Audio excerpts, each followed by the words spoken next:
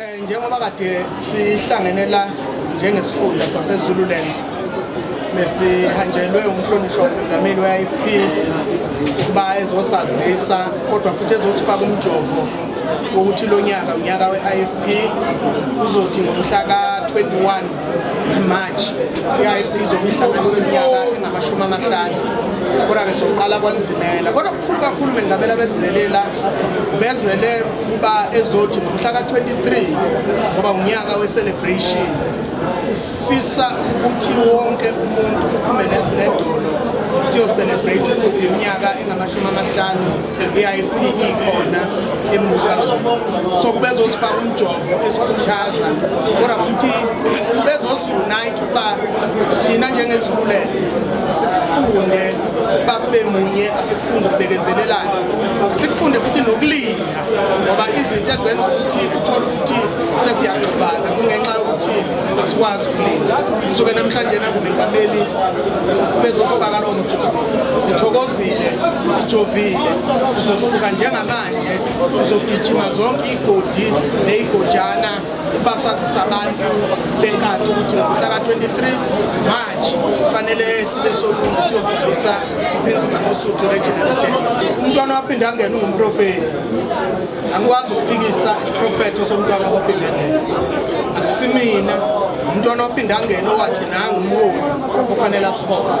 So-ke ngibambe lapho sikhuliswe thina sitshelwa ukuthi umntwana mayisekhulumile ukhulume lokho umntwana akakaze abe nephutha, umntwana akakaze aphazame.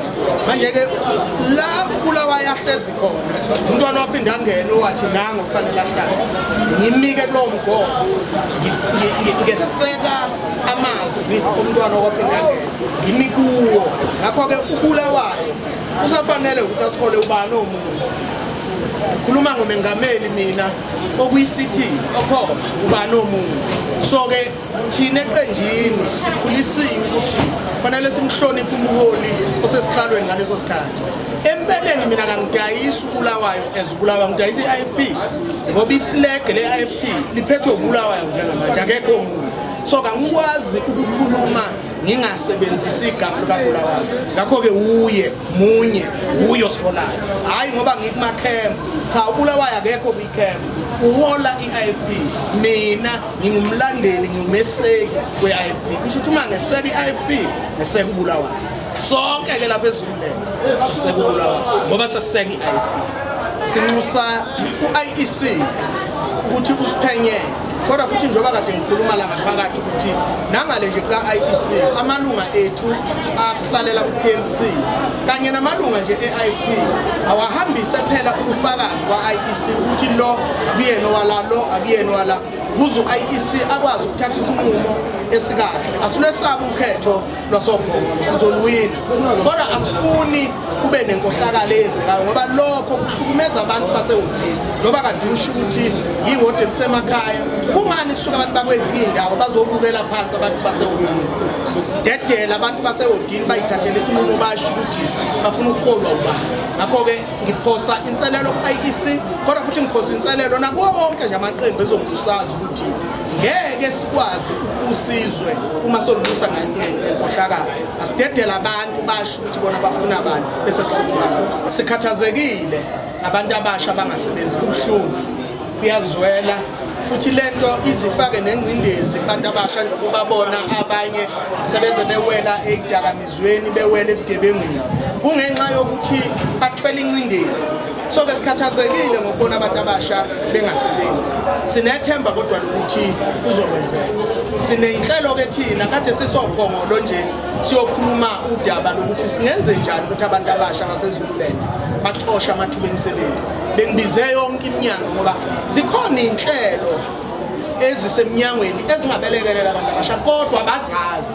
Ngakho-ke sibabizile-ke abantu abasha beZululand yonke sizoxoxa nabo, sinikeze yonke iminyango ukuthi ayenze izethulo ukuze abantu abasha bekwazi ukukhetha ukuthi ikuphi abangakuxosha. Kodwa futhi okunye siyakukhuthaza abantu abasha ukuthi akubukeki lento izojika ngokukhulu ukushesha ukuthi amathuba emisebenzi avela abekho, kodwa siyabanxusa ukuthi abanamathele kwezolimo uma kukhona umhlaba okhona abayenze kithi senze imizamo yokubelekelela ukuthi balime ukuze baphile ngoba umntwana waphinde angene kusukela esungula i-IFP ngo-1975 wayilokhu eshila ukuthi umnotho usemhlabathini namanje akaguquki lokho ukuthi umnotho besemhlabathini ngakho siyanxusa abantu abasha ukuthi abasondele kithi njengezululele sibelekelele ekuthenini bakwazi ukulima ngesikhathi sisalinde ukuthi yini eyenzakalayo sinama-graduates ahleze emakhaya ngakho-ke sibe nohlelo lokuthi sizokwenze njani ukuthi lama-graduate sihlale nawo phansi siwelekelele ukuthi kukuphi la esingabelekelela khona njengezululele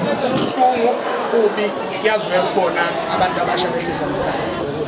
Impeleni ivision ye-IFP ayintsha yayithi self-help self-reliance kusho ukuthini lokho kusho ukuthi asizakhe thina sizenzele thina safundiswa kwakudala umntwana wayengakholelwa ekuthenini siyothembela ekuthenini siqashwe sonke ngakho-ke yikho sikhuthaza abantu abasha ukuthi abasungule ama-co-op basungule imfelandawonye la khona bezokwenza ngakho konke okusemandleni ukuthi baxoshe iy'kati ezinto so yinto endala namanje sisayikhuthaza leyo ikhona iminyango ukhona u-NYDA bengimemile uba asho ukuthi yini engenzeka lapha nje eZululand ukhona umuntu omusha oxhasiwe oxhaswe ngo-30,000 ukuthi akwazi ukusungula ibhizinisi lakhe thina njengezululand sixhase umuntu omusha owenza isaluni ophongolo ungayibona into yakhe inhle kanjani so sifeza lokho kuthiwa sibelekelela abantu kodwa into esiyifunayo ukuthi phela bavele singathathi nje uyidlalele wena ungayiboni lowo mbono sifuna unombono no iqembu lenkatha sithi abalijoyini kodwa sikhuthaza abantu abasha noma ngaba uyona i-IFP sikhuthaza abantu abasha ukuthi abazakhe bazenzele basukume basungule amabhizinisi ngeke bekwazi ukuqashwa bonke noma ngaba uyona i-IFP sukuma thina sizokulekelela